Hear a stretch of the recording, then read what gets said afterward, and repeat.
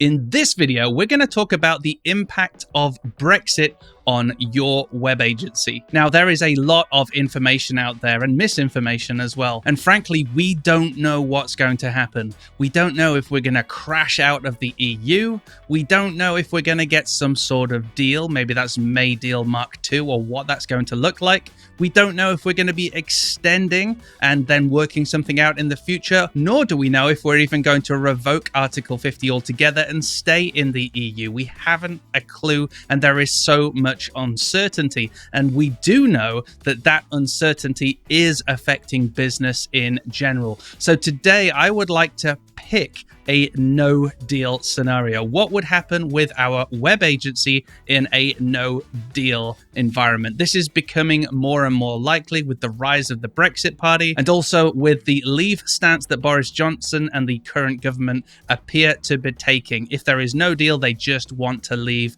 on the 31st of October. So let's imagine that on the 31st of October, we crash out of the EU with no deal. What happens next? And frankly, not much will happen. This is very much like the GDPR scenario where everybody was freaking out and thinking, what is going to happen with GDPR? Am I going to be sued? Do I need to do all of this stuff, etc.?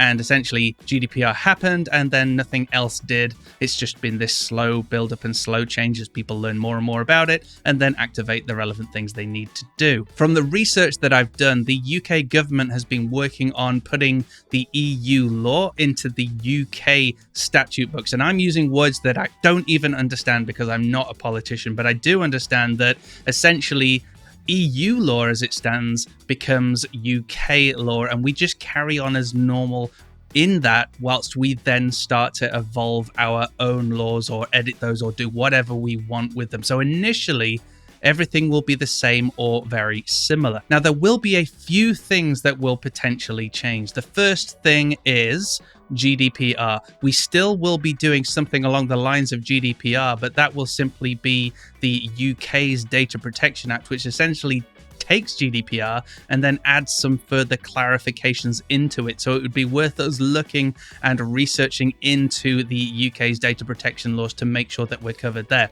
The other area might be things like taxes, especially if we are selling to the EU. So, for example, we have many clients in the EU. They come to our Agency Transformation Live event here in the UK. So there will be impact on things like the VAT. What that will be, I don't know. I did do some research on the government website, and they've said that they will set something up that will be as painless as possible to ensure all of that. I haven't a clue what that's going to be. I didn't even understand it, but we do need to make sure that we are aware that if we're crashing out of the EU, then there needs to be something set up for the processing of tax or VAT, essentially for any of our EU clients. Another thing as well that may be affected, and you're going to need to look into it if we are to crash out, would be employment. A lot of our clients as agency owners employ people from around the EU. So to ensure that you can get the best talent into your agency here in the UK, then often people will have traveled from around the EU and will be here working in agencies. So this might change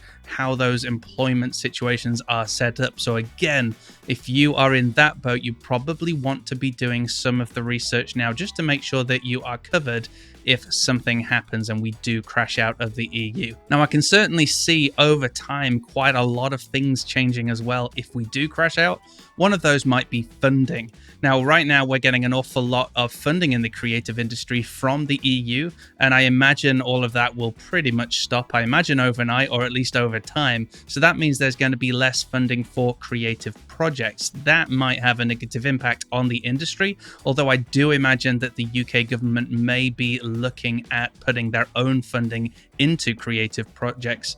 From what I've read, I understand that there is some sort of limitation to what the UK government can invest or can grant, etc., or put into these sorts of projects versus what the EU can do. So if we're crashing out, I guess that means the UK can kind of do what it wants. So on one hand, there may be a reduction of EU funding into creative projects. On the other hand, the UK government might be doing something. So as you can see from this video, there are a lot of uncertainties. I also mentioned it earlier, but I imagine that things are going to change with regards to employment law and how we can work with people from the EU and have them either in this country and again with tax, etc. I also imagine there will be changes in UK law in general. So if we are essentially taking on the EU law into our own, I think it's statute books. Somebody tell me if I'm using all the wrong words. That's fine. We can have a laugh in the comments. But if we're taking on all of the EU law into our own books just to carry on operating as normal,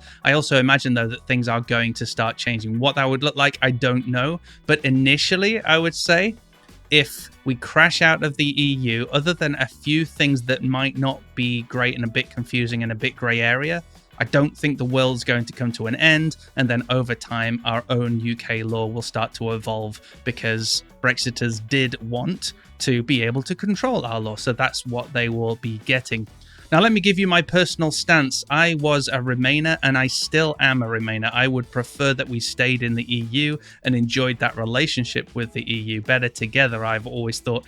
However, because we are in such a mess right now, we don't know if we're in, we don't know if we're out, we don't know what sort of deal it would look like, and there is so much uncertainty. I think, like many other Remainers, I've got to a point where I just want something to happen. Either we revoke Article 50 and stay in the EU forever, that would be lovely, but equally, I recognize that actually just dropping out of the EU and then dealing with it is also, as far as I'm concerned now, a viable option, because I'm absolutely sick and tired of us all talking about Brexit. I'm sick and tired of the uncertainty, and also we are already being impacted by all of this uncertainty, even in our own industry, because we have people who are holding back on investments because they're not sure what's going to be happening. What is the state of play with the UK in the future? Okay, what are your thoughts on this? I've only covered a few things that I think will change. Like I said, I don't think the world is going to fall apart initially, but there are certainly going to be things that will change. There are probably going to be some complications, etc. So I would love to hear from you what your thoughts are, what your stance is, and if you are a legal or a Brexit expert, please hit me up in the comments below. And also hit me up on my website if you would like to come on this channel to talk about Brexit. All right, folks, thanks for watching. We will have a conversation below. Don't forget our free Facebook group. If we don't see you in that group, we will see you in the next episode.